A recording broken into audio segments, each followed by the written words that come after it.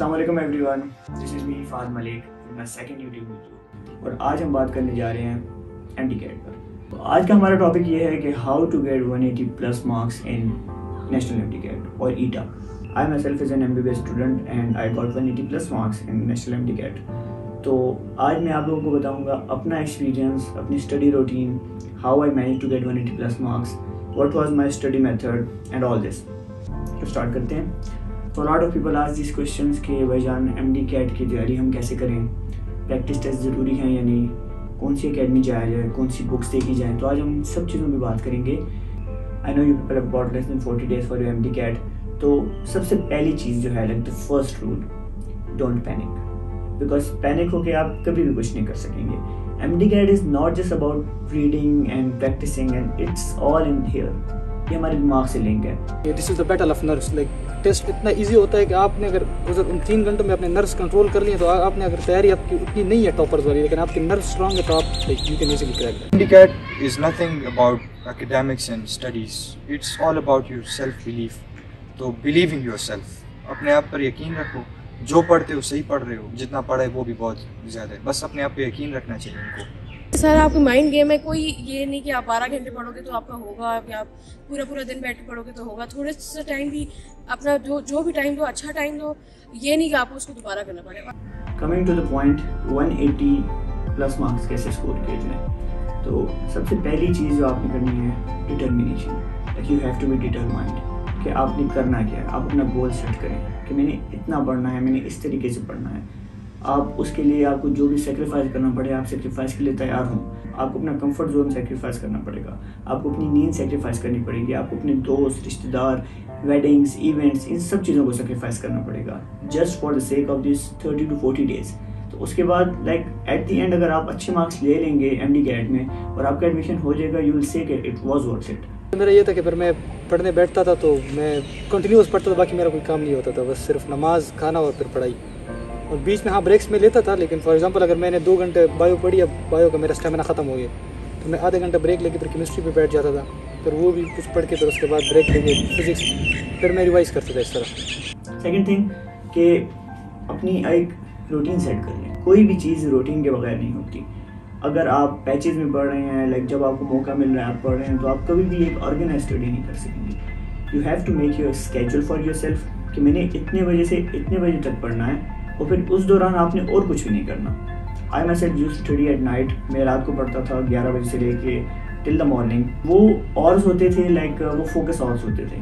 उस वक्त मुझे पता था कि मैंने सोशल मीडिया यूज़ नहीं करना, मैंने मोबाइल यूज़ नहीं करना, मैंने और कुछ नहीं करना, क्योंकि उस वक्त ना मुझे कोई डिस्टर्ब करता था और ना मैं डिस्ट्रैक्ट होता था किसी चीज़ से। मैं जो करता था, मैं ओवरऑल द डे स्टडी करता था, लेकिन मेरी एक टेक्निक है, पोमोडोरो टेक्निक का। 1 घंटे का ब्रेक, 15 मिनट का ब्रेक, 20 मिनट का ब्रेक, इस तरह कुल मिला के देखे तो तकरीबन 15 और 16 आवर्स तो होती थी, लेकिन वो टायरिंग नहीं होती थी जिस तरह लोग मुसलसल बैठे रहते थे। यही वो ब्रेक से सबसे पहली और फॉरमोस्ट एडवाइस है वो ये है कि आपने दूसरों की प्रिपरेशन के ऊपर गौर नहीं देना। दूसरों की प्रिपरेशन पे आप गौर देते हैं, स्ट्रेस आता है, स्ट्रेस की वजह से आप एफिशिएंटली MDCAT की तैयारी नहीं कर सकते। Don't ever copy someone else's routine. आपने अपनी रूटीन खुद बनानी है, बिकॉज नो वन नोज कि आपका स्टडी मेथड क्या है, आपकी नॉलेज क्या है, आपकी साइकी क्या है। You have to make your own study routine, you have to follow that study routine. आप ऐसा ना करें कि मेरा दोस्त रात के टाइम पढ़ता है तो मैं भी रात के टाइम पढ़ूँ। Maybe you are not night owl, हो सकता है आप रात को ना पढ़ सकें। किसी का अपना टाइम होता है, किसी को कोई रात का टाइम जो है उसके लिए ज़्यादा प्रोडक्टिव होता है, किसी के लिए दिन का टाइम ज़्यादा प्रोडक्टिव होता है। तो मेरे लिए रात का टाइम ज़्यादा प्रोडक्टिव था, तो मैं सुबह थोड़ा सा लेट उठती थी और फिर रात को मैं पढ़ती रहती थी और फिर फजर के बाद सोया करती थी। फिर यही थी, क्योंकि मेरे से ज़्यादा सुबह उठा जाता नहीं है, तो मैं अपने नॉर्मल टाइम पे 12 बजे 11 बजे उठ के बैठती थी और 4-5 में ज़्यादा लंबा कॉन्टीन्यूस नहीं पढ़ सकती। 4-5 घंटे पढ़ा। मेन मेरा फोकस प्रैक्टिस पे होता था और अपनी बोर्ड की किताबें उन पे होता था। My MDCAT routine didn't exactly consist of a proper routine. I'm more the type of person who sits down, gets committed, motivated, and studies in a short span of time, and focuses much better in that short span of time.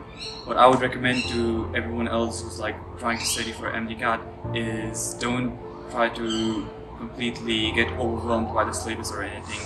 The syllabus is quite concise.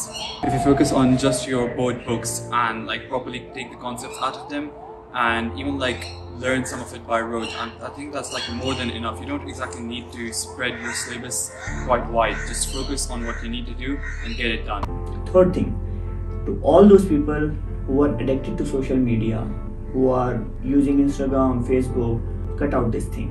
This is draining your dopamine level, اور جتنا آپ اس چیز کو use کریں گے you're risking your future for it.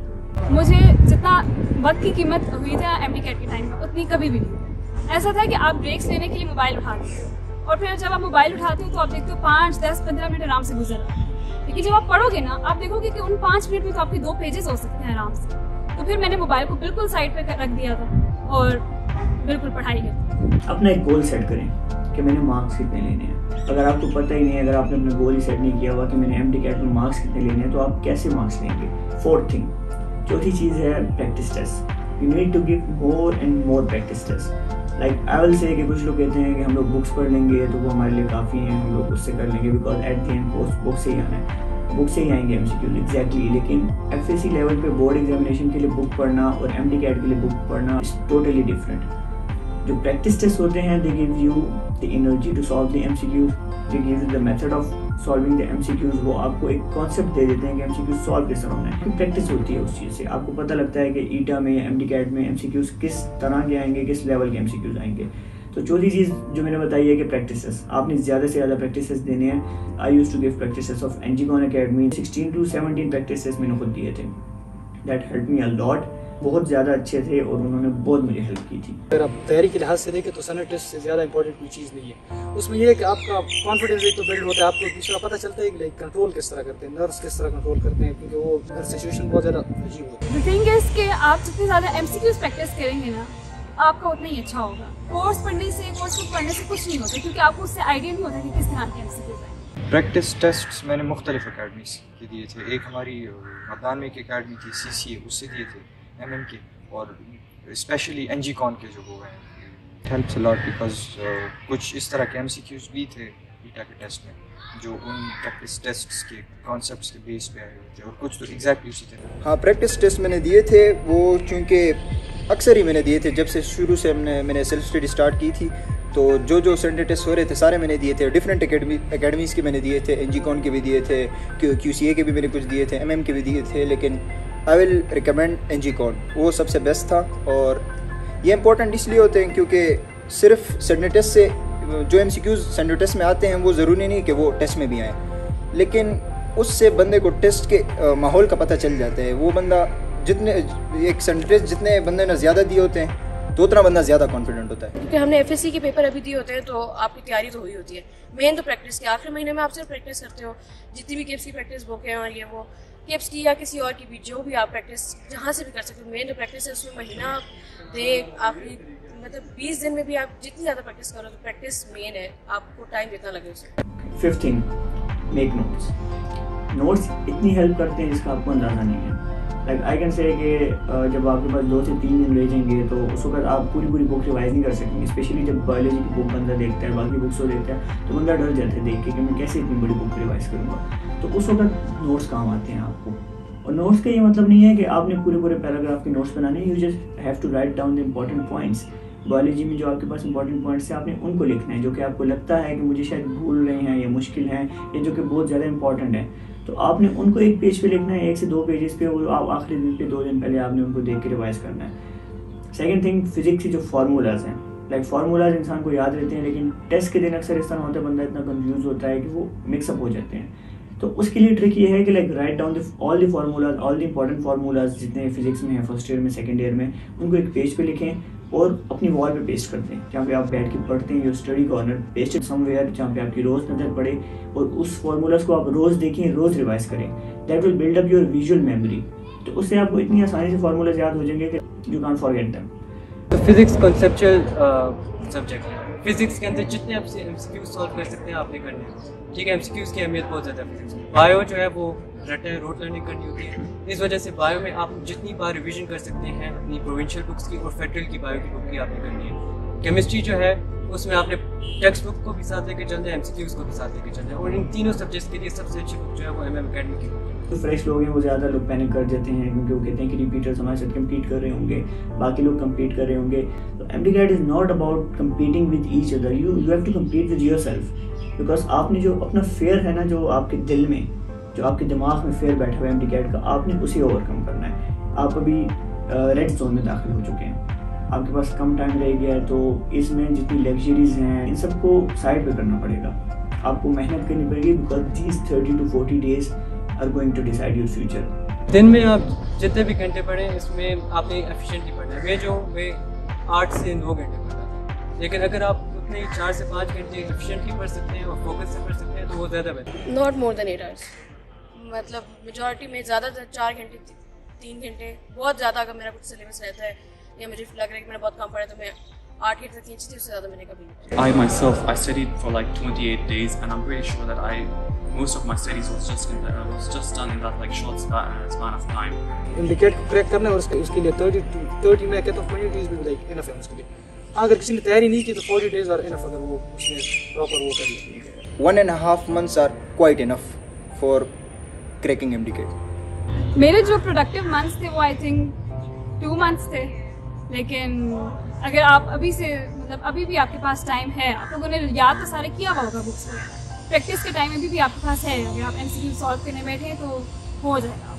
मुझसे अक्सर repeaters पूछते हैं कि भाईजान रिपीट करते हैं तो लाइक रिपीटर्स पे आई नो कि प्रेशर ज़्यादा होता है, उनको 1 साल का failure, that is not failure, that was just a try, तो उनके पास 1 साल रिपीट करने का प्रेशर होता है, फैमिली का प्रेशर होता है, फ्रेंड्स का प्रेशर होता है, ऑब्वियसली उनकी थोड़ी जो सेल्फ एस्टीम होती है वो भी लो हुई होती है कि हम लोगों ने MDCAT क्रैक नहीं किया लास्ट ईयर। और रिपीटर्स के लिए मैं ये कहना चाहूँगा कि you people are going with 1 year of experience, और जिन लोगों ने 2 साल रिपीट किया, you people are going with 2 years of experience, that you know the method, you know the procedure, you know the MCQs, you have already been through that pressure, तो वो उस चीज़ में तो आपको एज मिल रही है। All you need to do is to control your nerves. Test के दिन बंदा बहुत कंफ्यूज होता है, तो आपने करना ये होगा कि आप जब टेस्ट के लिए जा रहे हैं लाइक वेल प्रिपेयर्ड, नींद आपकी अच्छे से पूरी हो, यू मस्ट बी हाइड्रेटेड, और खान साहब जिस तरह से कहते हैं कि आप लोगों ने घबराना नहीं है, तो आप लोगों ने घबराना नहीं है टेस्ट में। टेस्ट इज़ नथिंग लाइक इन्हीं FSC की बुक से बनता है यार, बहुत ईजी होता है, इंशाल्लाह ईजी होगा, and I know you people will crack it. The more you sweat in peace the less you bleed in war. तो आप लोगों ने इन दिनों में इतना पसीना अपना निकालना है कि आखिर में जब आप लोग टेस्ट दे रहे हैं you people will be relaxed, like जब आप लोग वाइट कोट पहन रहे होंगे next year white coat ceremony में, तो तब आप लोगों को इस चीज़ का एहसास होगा। तो जितनी मुश्किलात हैं, जितना ये हार्ड फेस है जो आप लोग पढ़ रहे हैं, जो आप लोग डिप्रेशन में हैं, ये सब चीज़ें आपको भूल देंगी the moment you wear the white coats इंशाल्लाह। कहते हैं ना कि कुछ ख्वाब ऐसे हैं जो बिखरने के नहीं हैं, तो इन ख्वाबों पे कॉम्प्रोमाइज़ नहीं करना आपने।